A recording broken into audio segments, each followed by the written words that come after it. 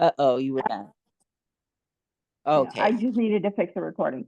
So Okay. as a teacher, you need to make sure that your words are dialed in, because let's say there's a moment where you physically cannot demo for whatever reason, if there's an injury or body's fatigued, or maybe the particular posture that you're practicing, your body just doesn't have access to that day, but you Uh-huh. still want to include it in class. So you want to make sure that your cues are clear and concise, so that way you're still able to lead the class in that particular posture, without having to necessarily rely on your body's ability to do it or not. So words are very, very important. We talked a bit about this on Thursday in terms of making sure our words are mindful and that we're using them with some awareness to the class that is in front of us. But we also want to make sure that they're efficient as well. Like, how do we get bodies to move from point A to point B, in a manner that serves the student that is there, and gets them into the posture that we're attempting to facilitate as well. All right, so this morning we are going to talk about um, the anatomy of the hip, and we're going to go over that together, and we'll talk about some movement of the hip as well. Okay. Um, so if you have your notepads ready to take some notes this morning, it'll definitely be helpful. Um, I don't, okay, never mind. I do have what I need. All right. So the anatomy of the hip joint, it's one of the kind of most important, that and your spine. Yes, you need all of it, but the hips we rely on heavily in our yoga practice. It's the central mover, it's our balance, it's our stability. So helping us understand how it moves can help us create safe cues within our classes, and make sure that we are cueing in a manner that is inclusive for the varying bodies that show up to our classes as well. So no two hips are the same. No bone structure is the same. Muscle tightness, movement history, and all of these things have an influence on how certain postures feel within certain bodies. So our jobs as teachers are to not force people into shapes. We want to respect their body's anatomy and how it works, to offer them cues that facilitate their body experiencing the most of that particular posture. Got it. So, so that's what we're going for here. So the structure of the hip joint is a ball and socket joint. The head of the femur, the ball portion, sits in your acetabulum of your pelvis. So to show you that, so you can see it as well.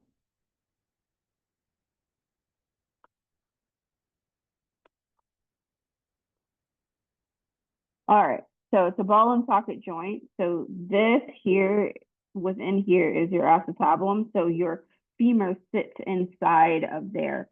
And then the depth to which your femur sits inside there depends upon your body's anatomy. And from that makeup of your body's anatomy determines how in which your hip moves. So just think of this as, if someone, maybe this portion is more shallow, maybe it has more depth, both of those things are going to contribute to how the hip moves, and there is no one size fits all when it comes to uh, anatomy and bodies. We have a functioning idea, if you will, of how the body is made up from a structural standpoint. But that structure, the density of that structure, the flexibility and mobility of that structure, the length or shortness of that structure, all is contingent upon the person that is standing in front of you. And everybody's body from that point is different. Um, so just keeping that in mind. So the joint is stabilized by bony architecture, ligaments, and muscles. um, because of its structure, the hip is both stable and mobile, meaning the pelvis has the structural stability to it that we saw in the picture that I just showed you. Let me bring that back up.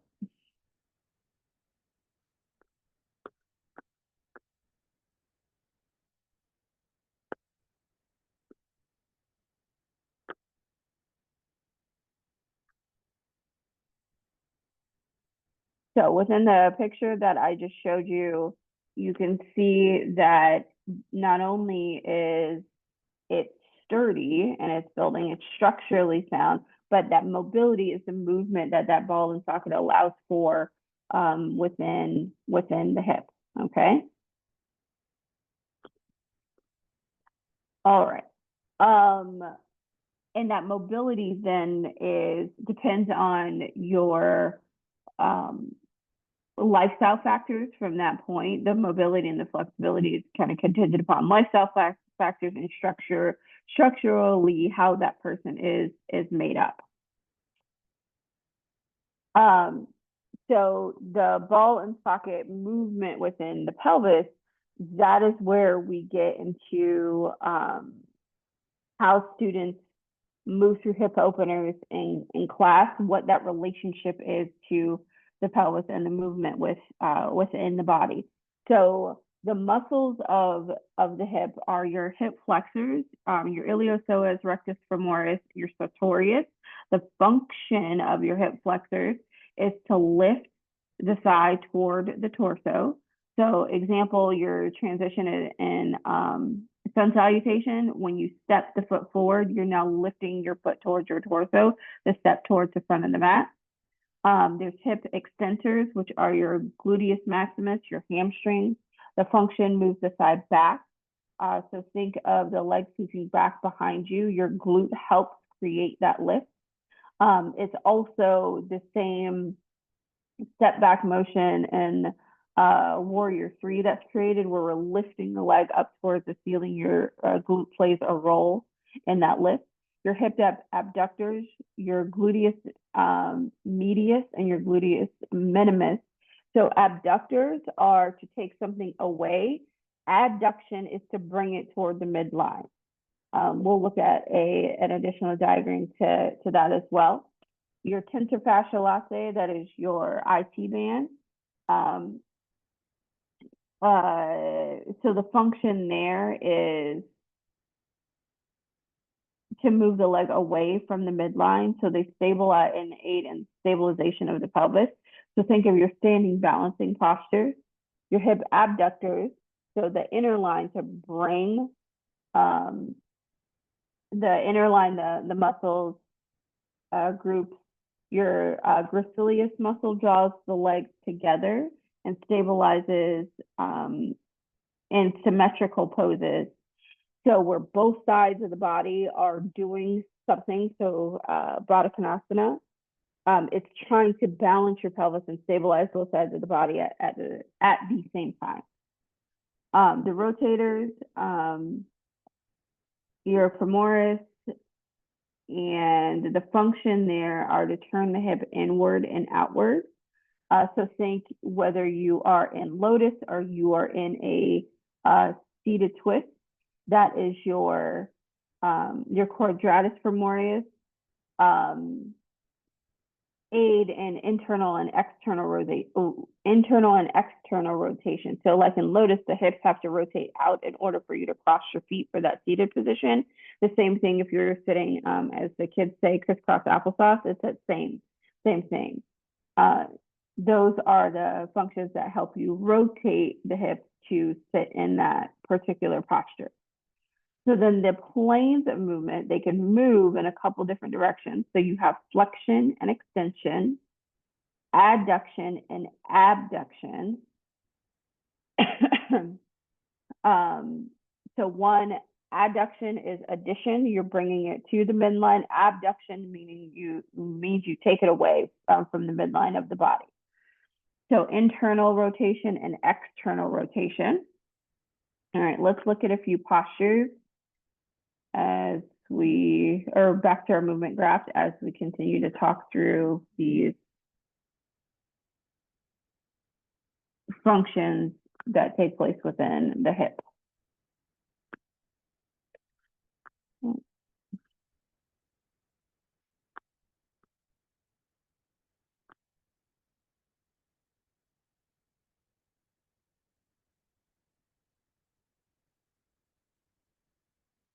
Okay. So this here is your psoas. It connects the top of your body from the top of your body to the bottom of your body, as you can see here. If this muscle is, let's say, tight and or weak, you can imagine the havoc that it can play on the movement within the body. So you can see the role that it plays here to connect one portion to the other. And as you can see, it's a very large muscle as well. Let me go to the beginning of this here. So you can see the hip in an x-ray here. And there's that ball and socket joint that we talked about before. And we'll talk about the structure and function of the pelvis. So as I said before, it provides structure and stability. It contains the hip joint, ball and socket joint between the femur and the pelvis, transfers weight between the upper and lower body, and protects lower abdominal organs. Here is a picture of the pelvis. This would be for someone who identifies as female, and this would be for someone who identifies as having ovaries, and this would be as someone who identifies and or has testicles. You can see here in the in this version of the pelvis, it's a bit wider. This would be for a body that may undergo childbirth, whereas in this particular body, the pelvis is more narrow, and this is for a body that may not undergo childbirth. This is your knee joint. You can see how this hip connection to this knee, where you'll feel that tension in your IT band, your tensor fasciae latae, that runs along the side of the leg, where you can end up feeling that tension in your knee. So you want it to be tight because it serves a function, but I would say you don't want it to be tense. All right, so your ilium is here, your ischium is here, this is your pubis. This makes up the structure of your pelvis. You can see it here as well. Sacrum, ilium, pubis, ischium, pubic symphysis is here. Your coccyx is here. And these are all the portions of the pelvis that make up the body. Here's another kind of x-ray version of that as well. All right, so you can see it in more photos from, looks like a cadaver. All right, so here's our posture. Let's talk about this warrior two. The front knee or leg here, hip here rather, do you think that is internal or external rotation of the hip? Is it moving away or toward the center of the body? Away. Away. Okay. So the hip is externally rotated? Yes. So everyone, can both of you where you are stand up and do warrior two right now and see if you feel like it's truly externally rotated.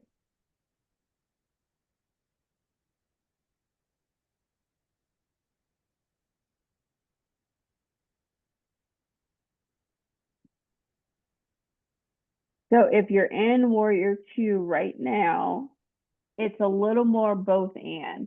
I'm trying to draw my knee in to stabilize toward my midline. I'm thinking adduction, I'm bringing it in, but the bottom portion of my leg, as I plant my foot, it is in this awkward, it's not awkward, but it is somewhat in an externally rotated position because I need to ground my foot into the floor. My back hip is internally rotated as well because it's once again grounding my feet in the floor, and it helps, that motion from the back foot helps draw that knee kind of in more towards the center line.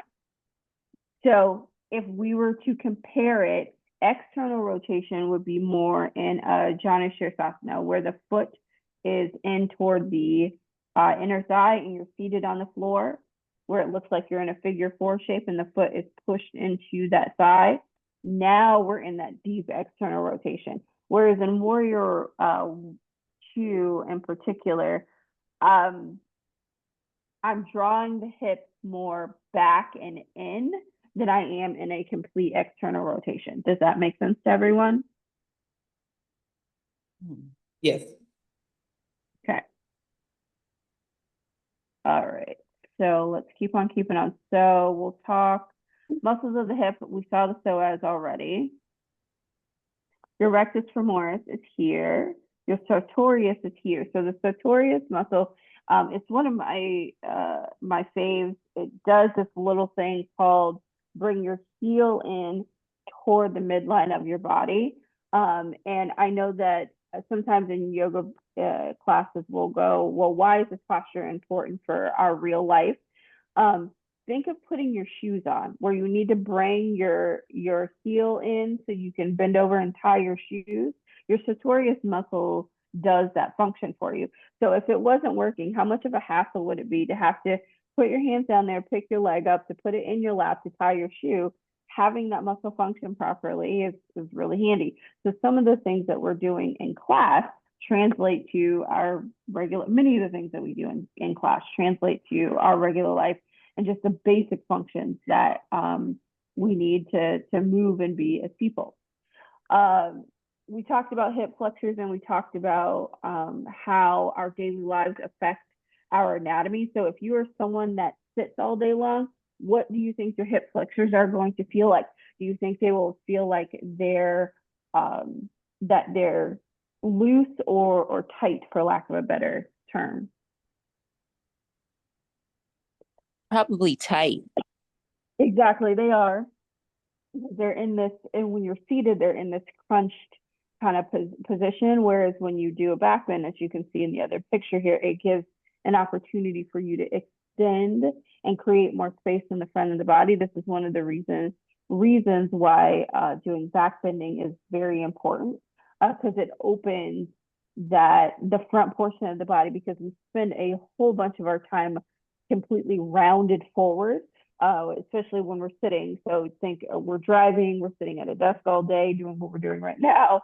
Our yoga practice gives us an opportunity to then counterbalance those motions by opening the front of the body and experiencing back bend. So let's look at the extensors of the hips. So your glutes, here's someone in a glute bridge.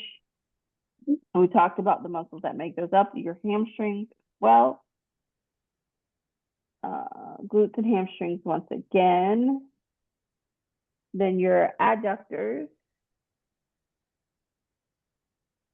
All of these muscles here create the opportunity for abduction, to move the leg away, or abduction to move the leg towards the midline of the body. Did you have a question?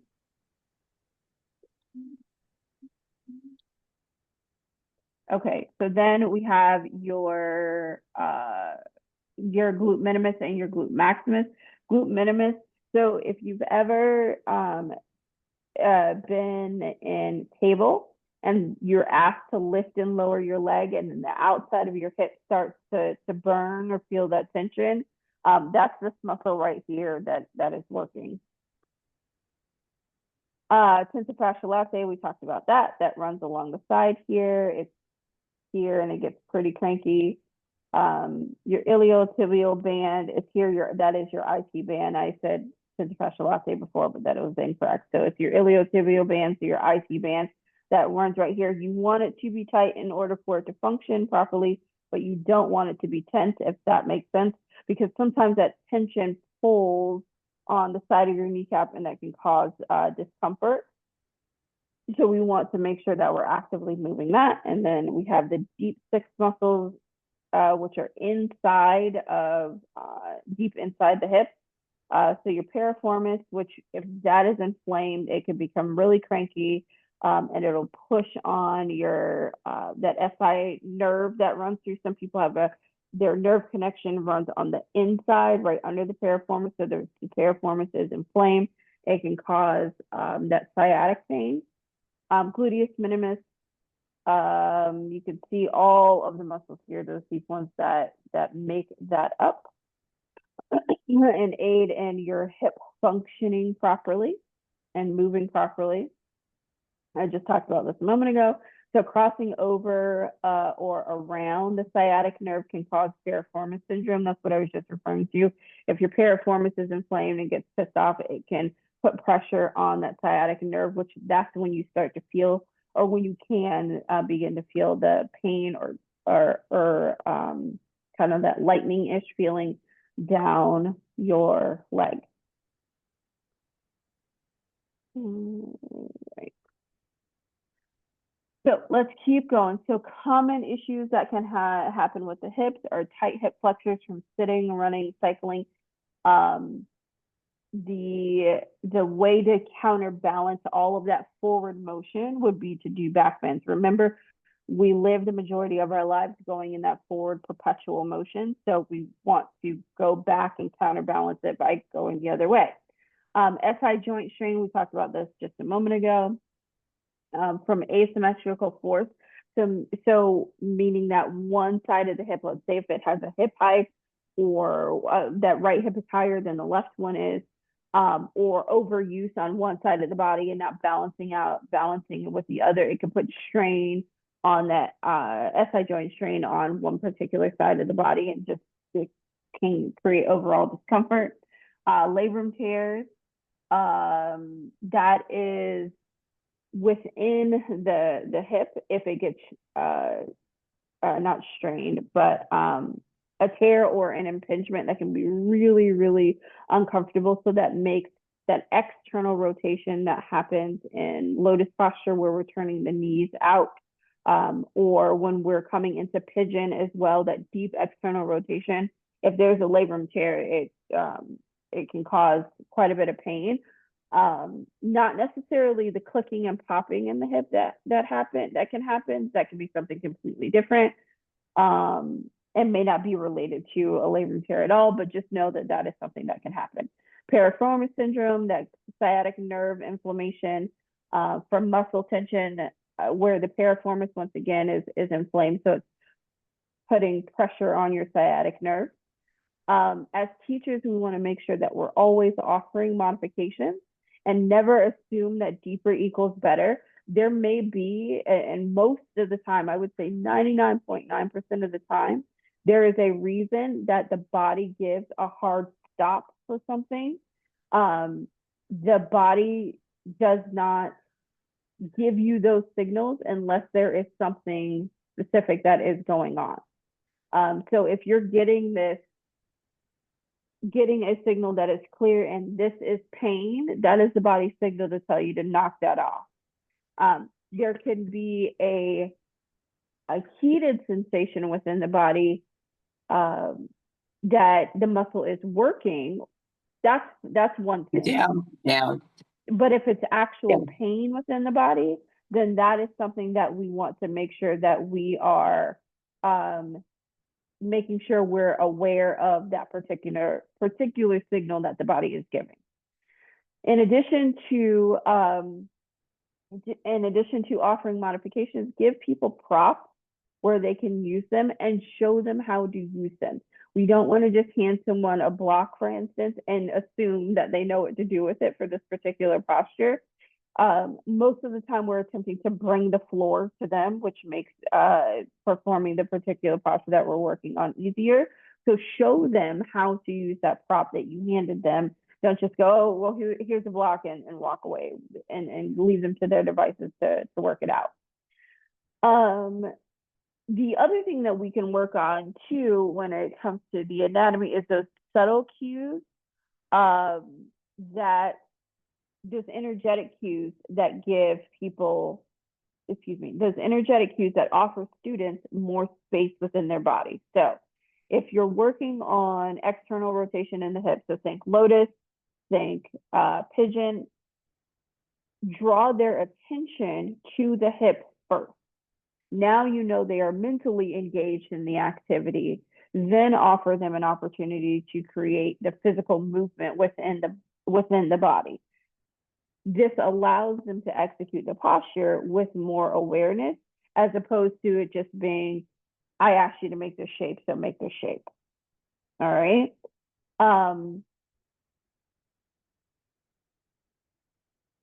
Okay, so let's talk about a few more postures. If we are in chair pose, what are our hips doing in chair? What are our hips and knees doing while we are in chair? They are both what?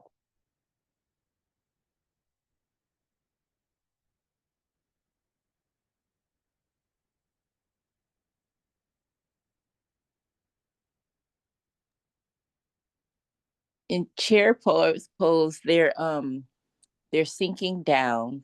So Right. that's an internal rotation, I would say. So, okay. So this one's an interesting one. The pelvis in chair, we want to keep it balanced. So we want the knees to be, you don't want one knee more out in front of the other. We want to keep it balanced. So both the knees and the hips are in flexion, and the spine is an extension, and it is in that extended, we want to extend the spine, kind of think lifting the ribs away from the hips to stabilize the body within that particular posture. So there's no rotation here, theoretically. Okay. Now, if your abductor muscles are weak, what you'll find, or need a little work, what you'll find is that the knees can kind of somewhat collapse in on each other. So we want to make sure that your abductors are activated while we're in this posture. One of the ways in which that you can activate them is by placing a block in between the knees and squeezing the block. That aids in activating those inner thigh muscles to help create additional stability within the posture. So then all of the energy from the pose is not being dumped into your knees, which therein lies where people tend to feel a strain in chair pose, where like my knees hurt, my ankles hurt, because what happens is if those big muscle groups aren't activated and functioning properly, it'll dump the energy into the weaker links within the chain, and that tends to be your knees and ankles when you're in chair pose. Does that make sense to everyone? Yes. Okay. Let me bring up my video here.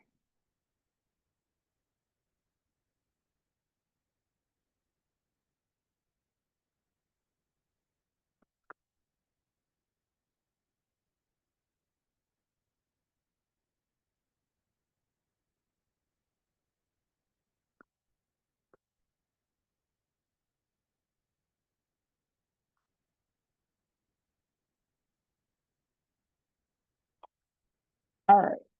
So we talked about Warrior 1 or Warrior 2 already. We talked about Lotus. We talked about Pigeon. We talked about Janu Sirsasana. All right, I want to make sure.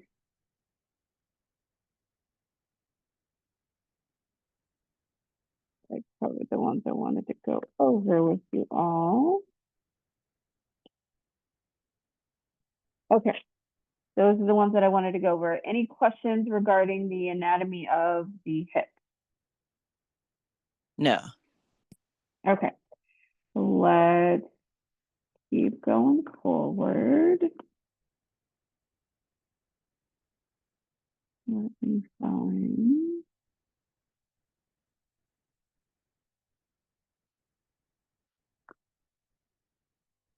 Give me just a moment here. I'm going to mute myself for just one moment.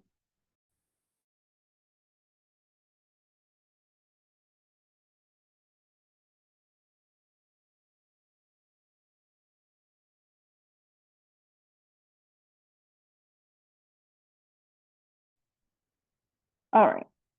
So we're going to take a peek at down dog really quickly here. Can you see my screen? Yes. Yes. Okay. So in this down dog, if we're offering this to a student in class, we want to offer them reminders for how to aid the body in being in this posture in a way that serves it best for our students' practice. So the belly is drawn up and in. The quads are engaged, so the kneecaps are lifted here. When we use these big muscles, it takes the pressure and tension out of the lower back, and it takes the pressure and tension out of the shoulders in this particular posture as well. So if someone happens to have a lordotic curve in their lower back, meaning there's a C shape in their lower back, you want to make sure that you give them the cue to engage their lower abdominal and engage their legs. So then that way it offers them an opportunity to fully be within this posture without feeling a large amount of discomfort within the lower back. Without those cues to use those big muscle groups to engage your legs as well, all of that energy gets dumped in the lower back and into the shoulders, and it makes it virtually impossible for the student to experience the posture in a way that's relatively comfortable. And I say relatively comfortable because you're still working. This is still an active pose. Making sure that the eyes of the elbows are pointed outward, and the insides of the elbows are pointed toward one another. The palms are pressed firmly into the mat and grounded as well. So notice her elbows aren't out to the side. They're fully pressed, have the mat pressed away. And then, as I said before, the belly is drawn up and in. I wanted to take a peek at down dog because it is something that we end up doing often. So definitely offer these cues to your students if this is a posture that you know that you are going to call upon quite a bit. Okay. Any questions regarding the postures that we broke down and went over thus far this morning? Nope. Okay.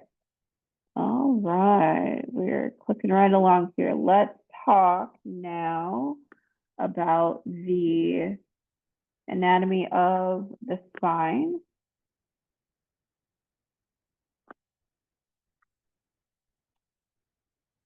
Okay, so we'll talk about the function of the spine. Essentially, when it comes to spinal movement, the overall kind of arching theme is for spinal extension. We're trying to, instead of being in this place of being compacted and shrunken, and I think of it as short or compressed, we're looking to find ways to extend and lengthen the spine kind of throughout our entire practice. Where are the moments where we can lengthen and so we don't feel compressed? This is even when we're doing something like a twist, even when we're doing something like a back bend. No matter what we're doing along the way in our practice, where can we find extension throughout the spine and lift and get taller, basically? So these are just the basic frameworks of the structure of the spine. It's comprised of 33 vertebrae divided into regions. Your cervical spine is the top 7. It supports the head and provides mobility. Your thoracic spine, there's 12 vertebrae there. It's attached to the ribs. It's stabilized and it's protective. Your lumbar spine, there's 5 vertebrae there. It's the largest vertebrae and it's weight bearing. So that is your lower back, your sacrum. It's the fused portion of your vertebrae and it connects your spine to your pelvis. Then your coccyx, and the 4 of those are fused as well. That's your tailbone and the vestigial structure. So there are natural curves that occur within the spine, and we do want them, but we don't want them to be at extremes. So you've heard me talk about a lordotic curve. So some modicum of lordosis is necessary. An inward curve of the cervical and the lumbar spine. There's a natural curve that should exist for everyone. Once again, we just don't want it to be at an extreme. This is where pain can be caused. And then a kyphosis is an outward curve of the thoracic or cervical spine. The curves act like springs to absorbing shock and distributing the weight within the body. So yes, they are necessary, but we don't want them to become an extreme thing where they adversely affect their ability to function and absorb shock of our daily lives within our spine. This is why for kids that are kids and adults that spend their day looking down at a phone or looking down at a screen, that can affect the natural kyphosis that is supposed to exist within the curve of your neck. So you'll hear sometimes where someone has what's referred to as tech neck because they're looking down at the phone all the time. The recommendation for that, oddly enough, is just tummy time, like you would do as a toddler as a baby when a baby is learning to lift their head up. That's that counterbalance of lifting the chin up towards the ceiling to make sure that that curve stays healthy within the spine. The vertebrae are the key structures within the body. They're weight bearing. They're spiny. They have palpables. They're spinosis processes that you can feel the bumps or the ridges down your back. The transverse processes, the muscle attachments that bring them together. And then there's your canal for your spinal cord. All right, so if these are meant to be the shock absorbers within our body, so we can do our everyday lives, making sure that they're not compressed and that they're moving in a healthy manner is essentially the whole function of yoga to create that spinal extension that we're looking for, so those shock absorbers can continue to do their job and stay healthy. So ligaments within the spine provide stability. The anterior and posterior ligaments run along the front and the back of the vertebrae. They are elastic. And then they allow for flexion and extension. So being bent over, being folded over, or standing up tall for your extension, lifting the head of the crown toward the ceiling, also another form of extension as well. So these connections and their ability to move are why it's really important that in our yoga practice, if we come across in our yoga teaching rather, if we come across a student that is hypermobile, we want to balance these things with strength. So we're not overstretching the spine or overstretching the muscular structure that we're using in that moment. So the muscles of the spine maintain upright posture. They provide they're the deep stabilizers and key for balance for safe movement. They provide lateral flexion and lower back stability. And then as we talked about before, your psoas connects your lumbar spine to your femur. So it essentially connects the top of your body to the bottom of your body, okay? The function of the spine offers protection, mobility, and stability. The protection it encases our spinal cord and our nerves. Our mobility allows for flexion and extension, lateral flexion and rotation. So rotating from side to side, moving from right to left. Stability maintains our upright posture against gravity. So your spine is doing all this work all day long. And thank goodness that we're not in charge of thinking about that. Could you imagine? I think I would forget to breathe if I also had to worry about, am I standing up straight completely? Are my vertebrae doing what they're supposed to do? Thank goodness that these are a part of the body that function and work without us having to give a whole lot of thought to them, for sure. We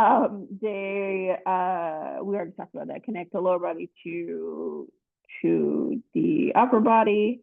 So safe movement principles, we're working to maintain length before movement. So So that extension that I talk about, avoid extremes of compression, especially in the lumbar spine. So especially in that lower back, we don't want it to have that compact and smushed feeling that can cause a whole host of discomfort. Using your core for engagement, using your bandhas and support to support your spinal integrity. So calling on those lower abdominals that we just talked about in down dog allow us to support the strength within our lower back, so we're not dumping all of that energy into the lower back, because it is not meant to support the body in that particular way, in that particular posture. We want to call on larger muscle groups to aid in supporting the body in that way. So examples of some asanas that embody kind of that spinal alignment would be mountain pose. So Tadasana, remember we're extended through the crown of our head when we're in Tadasana.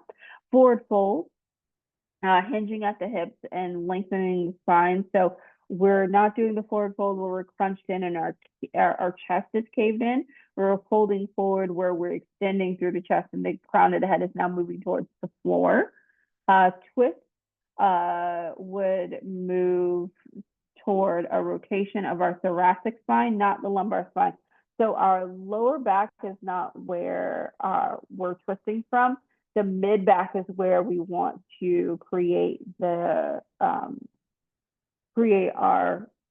want our twist to originate from.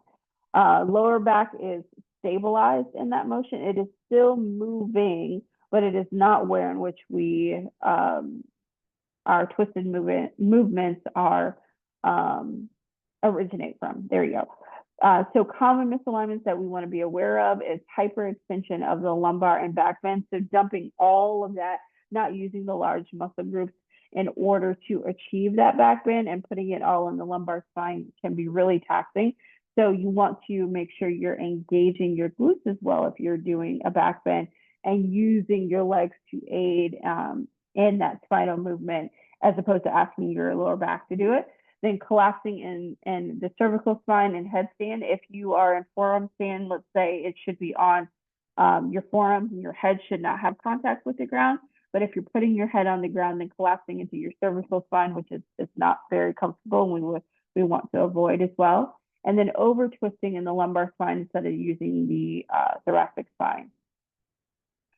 All right, so that essentially is the spine in a nutshell. Do you have questions regarding that? Yes, no, maybe so? No. Okay, so what is the overall arching and important thing that we want to do with our spine? What are we trying to achieve? Want to elongate the spine, want to keep it flexible, and get that spinal fluid from the base to the top of the crown to mitigate stiffness. You got it. That's basically it, and that's what we're here for in our yoga classes, in our yoga practice. Why we get on the mat in the first place, because we're trying to maintain the ability to move. And the more you move, the more likely you are, as we age and go through life, the more likely we are to be able to keep that movement going, as opposed to just being sedentary. Because the more we sit, the more that ability to move deteriorates. So can you, with what we went over, do you have a better understanding of how important the hips and spine are when it comes to our yoga practice in general? Yes. Yeah, absolutely. Okay, good. Because yeah, they're the primary drivers of what we're doing. In 99.999% of the postures, they all originate from the spine, obviously. And our hips are our primary drivers. And I do firmly believe that if you can make hip mobility and flexibility more accessible for people, it unlocks a whole world of other postures that they're now able to do or begin to move towards. While the hips are while the hips are stiff, and if they remain stiff or just inflexible and mobile, they have it can cause a cascade of other problems within the body. So stagnant hips, to me, I relate it to this way: stagnant hips means stuck energy, and if I have stuck energy, then my entire body is not moving well. So one of the best things that I think that we can do for our students, and it's one of the reasons why I love the Ashtanga practice, is because it's so hip heavy, hip forward, is help them unlock what may be stuck there from a flexibility and mobility standpoint. And again, because the majority of us have jobs where we sit all damn day, and that in itself is kind of detrimental to our health, for better or for worse. So, any questions about what we went over this morning?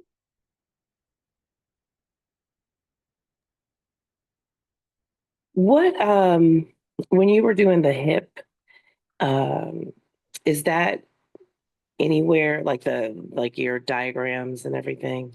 Yes, I have a handout for you, and in the wrap up email I sent out on Tuesday, I will send that to you as well. Perfect. And then I also have a worksheet that I'm going to give you to go over right now.